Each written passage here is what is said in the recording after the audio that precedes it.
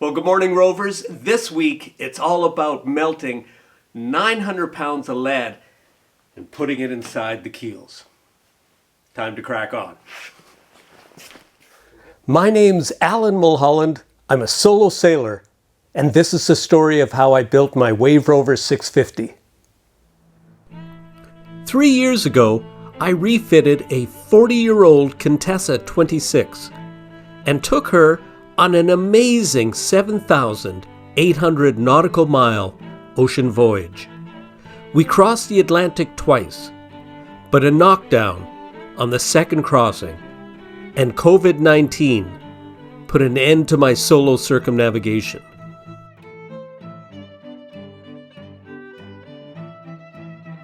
So now, I'm building a new boat, smaller, lighter, but more suited for a solo circumnavigation.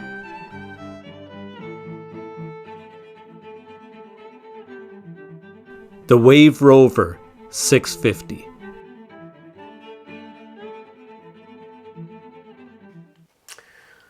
Well, hello, Rovers. I am down in Eastern PEI, probably 2 hours from my home, visiting my good friend Brian Smyth, who's been helping me with the keels. And if you saw part 1 and part 2 of the keel build, that was Brian Smyth, Professor Brian Smyth, who's helped do a lot of the design work on this set of keels for the Wave Rover 650. So I'm going to let Brian bring us up to speed on what he has done, and the plan is today to melt the lead, put it inside the keels, evenly divided, and then we're going to seal those keels up and call them done. Time to crack on.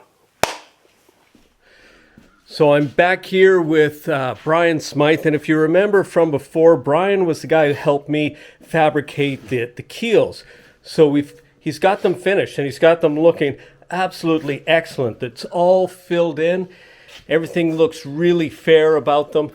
Brian, can you tell us how many hours did it actually take to do the welding? And bear this in mind, you have taken it to a very high degree, a much higher degree than I think we need, but it's a very good job. So how long did it take? I would say that all told, including your time when we were fabricating them, there's probably about 20 hours in the keels, so about 10 hours a piece. But I just want to show you where that time went. When you are welding this steel pipe on the front and trying to fair the sides of the keel into it, there's going to be like a step here because you bring it to a tangent point on the pipe, right? But then you have to fill this in, and then you grind it off, and you find out that you have to fill it in again. Now you don't have to. You could put epoxy on there, call it a day, right? But I was playing around, so I filled it all in probably 3 or 4 passes every time. The only piece of the keel construction that only has 1 pass on it is right here. Is at the root. I haven't ground this up yet, like it needs to be cleaned up a bit. But you can see there's a very heavy root pass in here that I put in. And I didn't want to put any more in because the heat will actually warp the plate up if I put more heat into it. So I think that's pretty watertight. I overlapped all of the start-stop welds.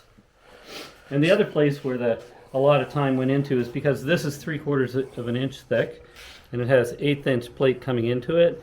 There was a lot of filling that went on. And again, you could do that with epoxy or even polyester resin.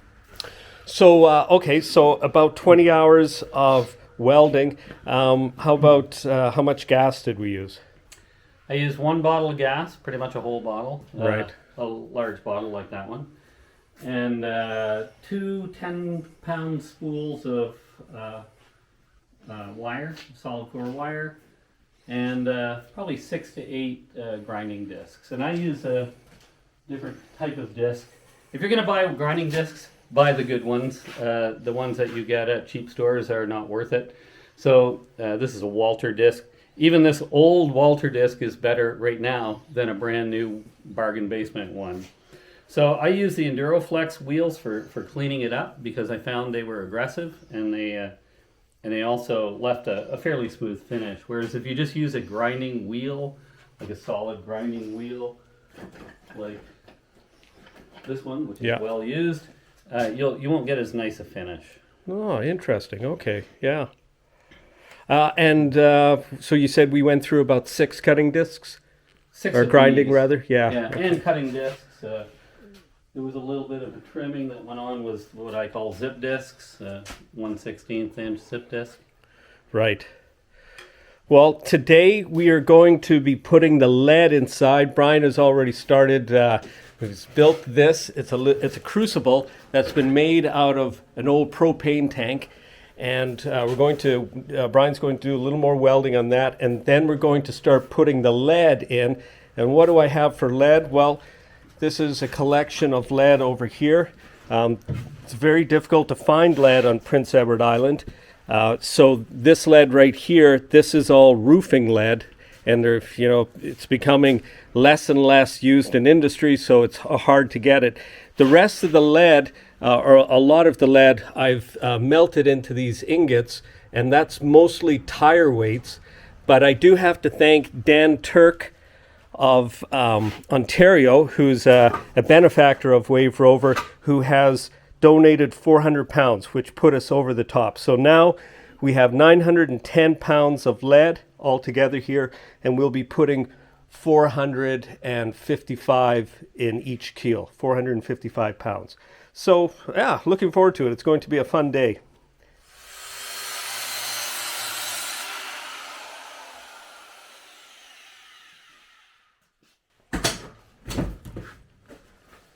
Brian? Yeah.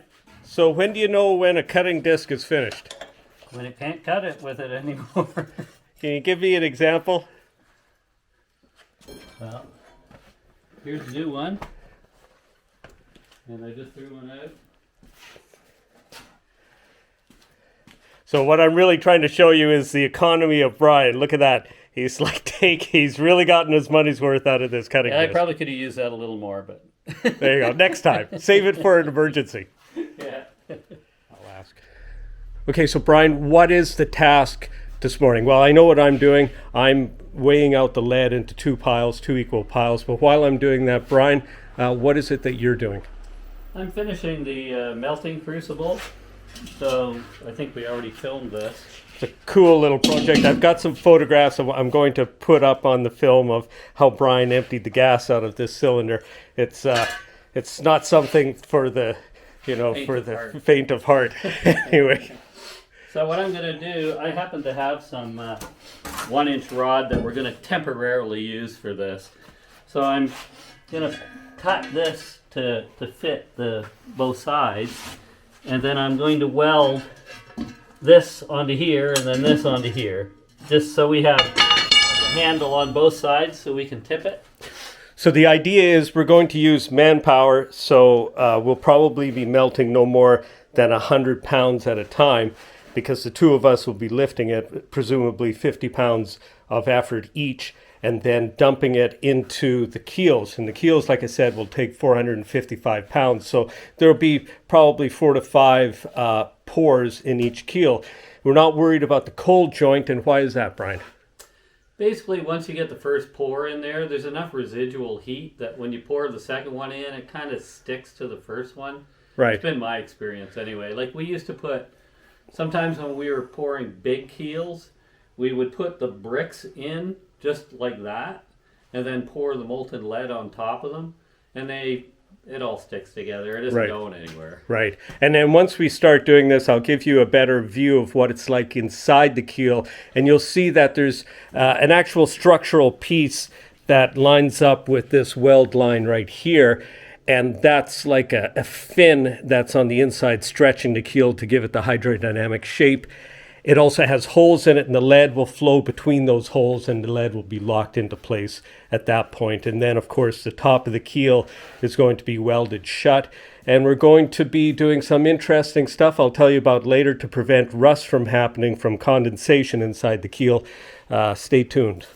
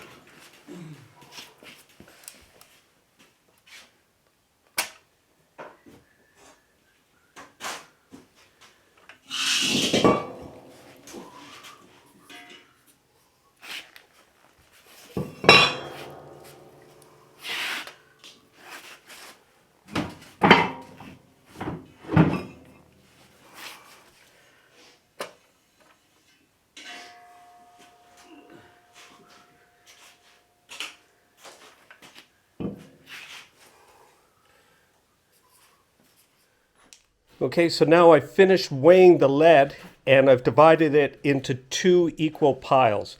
You know, there's going to be probably an accuracy of plus or minus 5%, but I've made it as close as I can. Each side will be approximately 455 pounds. And now over on this side, Brian has finished putting the crucible together. So the idea is that we'll each grab one side of this when it has approximately 100 pounds of lead, and then we'll just tilt it into the keel. And let's see, what else do we have? We have some propane that we'll be using to heat.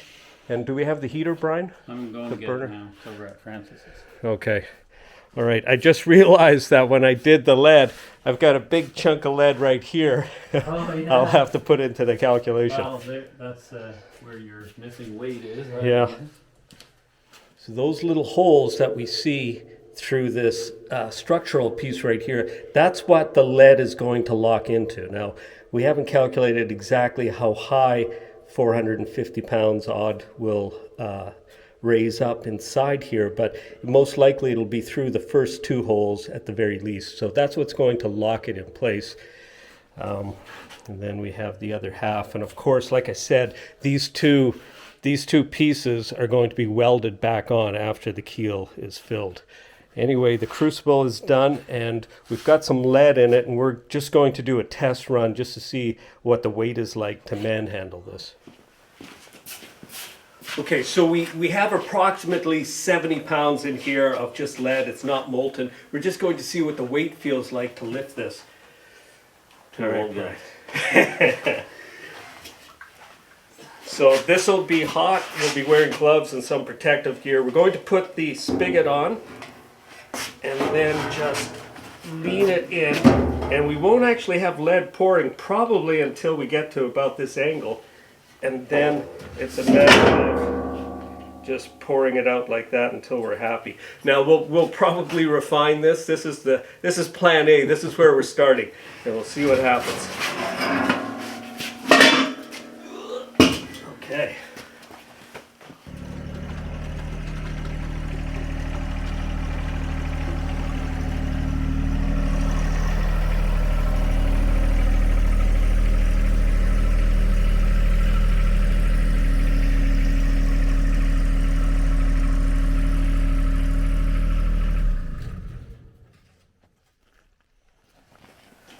Okay, so we've got the lead on the burner and it's beginning to melt right now. You're probably saying, Alan, why aren't you wearing a mask? I'm going to run and put a mask on right away, but just to let you know, I've got a little breeze coming from behind me. I can feel it on my neck. So all the fumes are actually going toward you, the viewers, right now. Don't worry, it's safe. Anyway, time to crack on.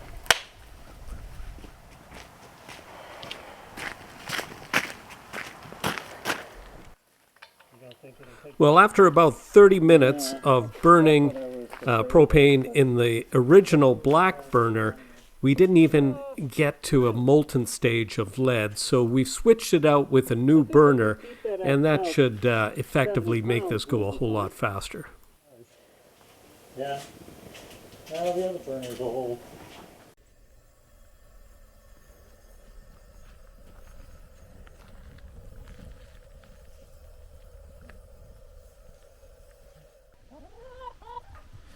Well, while we wait for the lead to melt, let's take a little tour of Brian's homestead.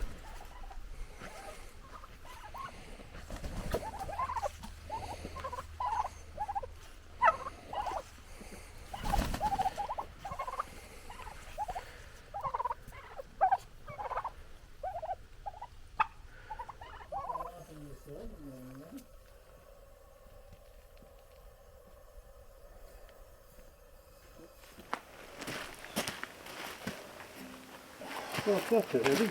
Yeah, I think so.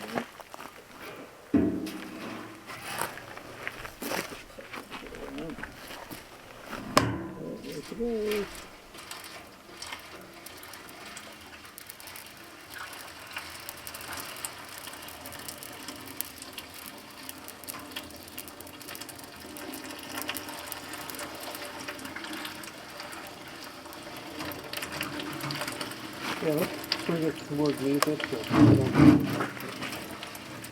It's already going through that center hole. Yeah, see that? Good. So we learned from this first pour that we need to speed up the rate at which we pour the lead into the keel. Let's get it back and use this rig. Start her up again. Last one! That's gotta be good now. This fella's all tuckered out. We also learned that using a tiger torch really sped things up.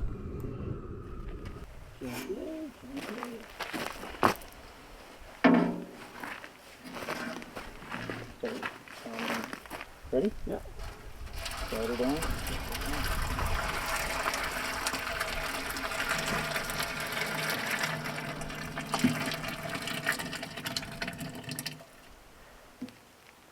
Okay. Okay, we just finished. And we have a nice job here. It's all leveled. Yeah, we're just going to let that cool. That'll take a few hours. Then we're going to do a special little technique to keep rust from forming in there, and we'll be showing you that in a few minutes, and then we'll weld up a couple of caps on top of this, and it's job done. All right, so now we've got the lead in here. Let's see if we can see it. Yeah, there it is. Nice job. And now we're going to put a sacrificial anode on the boat. So we're going to put it on the inside surface of this keel, just aft of the widest point. And it's really straightforward. This is the anode, and we're going to just tack a bolt on.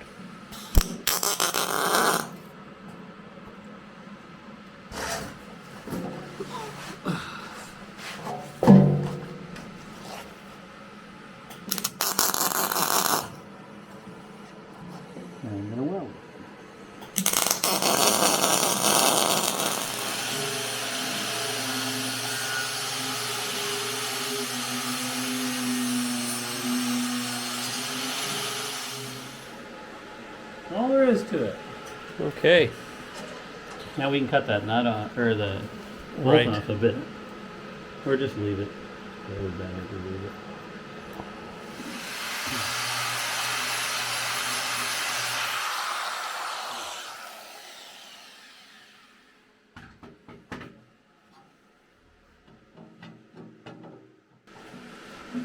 All right, so we're just welding this cover on, and what's happening is that it's nice and flush, except right here, and that's because we built a camber into this top flange, but this was cut out when it was flat, so we need to bring this edge down, and it's 1/4-inch steel, so we've just tacked this on temporarily to use a lever to help us.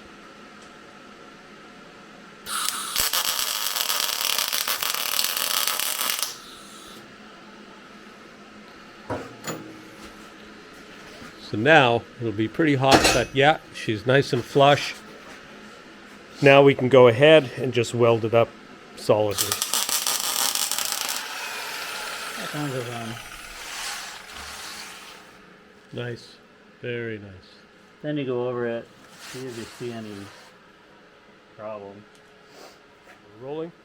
Okay, so what we're doing here is we've already put the one cap over the forward edge of the keel. We're pouring some old motor oil into the keel.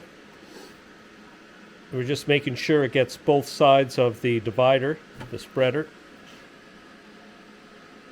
And the reason for this is because I anticipate that we'll get some condensation on the inside from temperature change.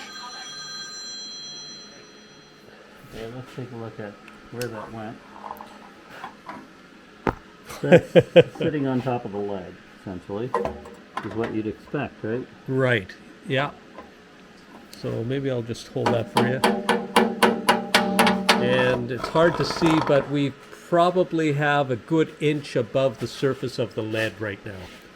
And we'll be doing the same to the after section here. I don't put the light there and I'll just...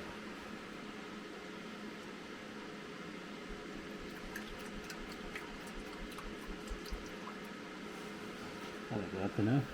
Now there is a little fear that we could flash this oil off, so we're going to be as careful as we can, and we're prepared to smother it if needed.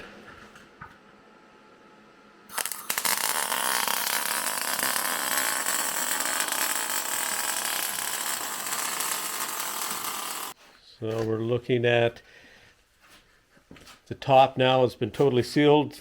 We didn't have any oil flash off on us, and this just needs a little bit of grinding that we'll do a little bit later on.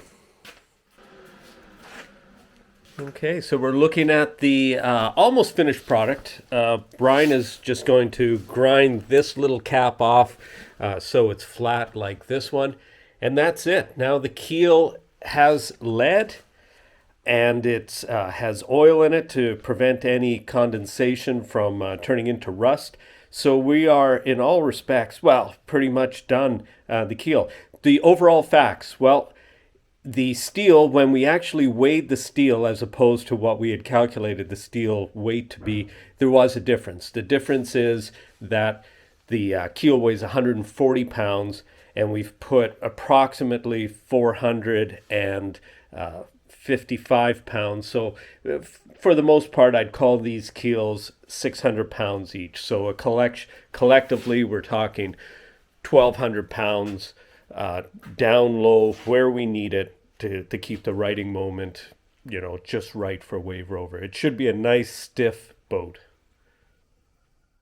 I'd like to take a moment to honor the Wave Rover benefactors. So what is a benefactor? Well, these folks have made a contribution of $100 US or more to the project, and their names will be affixed to a bulkhead inside Wave Rover and will be traveling with me on our circumnavigation. Now, these donations truly are much appreciated. Well, that went really well. We had no issues whatsoever. It all went to plan. Really happy with how it turned out, and I really want to thank not just Brian Smyth for all of his great help, but also Dan Turk, who donated 400 pounds of lead, which got us over the top of what we needed. Now, there will not be a video next week. However, the week after, there is going to be a video with a tremendous change for Wave Rover, and that's the reason I can't put a video out next week, is because I'll be doing something incredibly special with Wave Rover next week. We'll be filming it, and you'll get to see it a week after. As always, Rovers, thanks for watching. Well, the Wave Rover patrons, with their pledges of support, really do make the creation of these videos possible. Now, if you'd like to know more about Wave Rover's patron page and benefactors bulkhead, I have links to both those pages in the video description. Now, another way to help Wave Rover, and it doesn't cost you a dime, is by sharing our content on your social media. So now, as always, Rovers, thanks for watching.